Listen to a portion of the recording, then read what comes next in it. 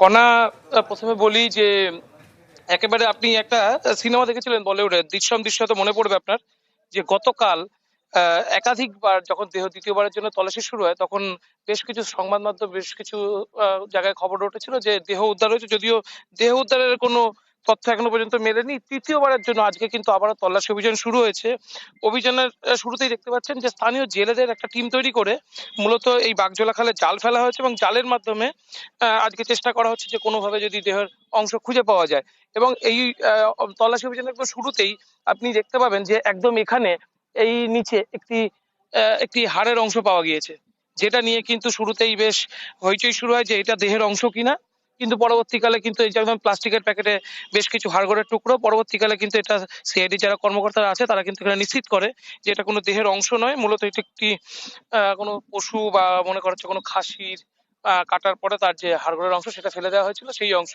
মূলত খাল যেহেতু, সেখানে কিন্তু প্রচুর পরিমাণে এই ধরনের বর্জ্য ফেলে রাখা হয়, যার ফলে একটা বিভ্রান্তি ছড়াচ্ছে। আজ যেরকম খালেও একদিকে তল্লাশি চালাচ্ছে, ড্রোন নামানো হয়েছে, বোট নামানো হয়েছে, এবং স্থানীয় জেলেদের সহায়তা নিয়ে মূলত জালগুলো ফেলা হচ্ছে।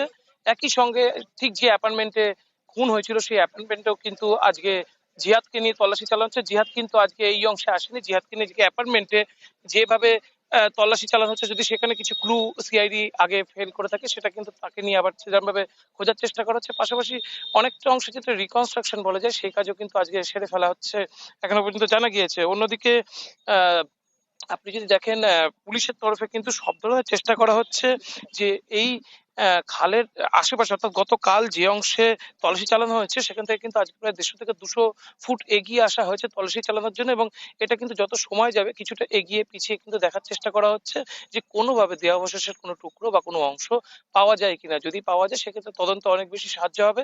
কিন্তু যে পরিবেশ পরিস্থিতি এখনো পর্যন্ত লক্ষ্য করা যাচ্ছে, দেহের অংশ খুঁজে পাওয়া যথেষ্টই একেবারে সম্ভাবনা কম বলেই বলে এখনো কিন্তু মনে করা হচ্ছে। কণা, এর পর্যন্ত। শুভজিৎ, আপনাকে ধন্যবাদ।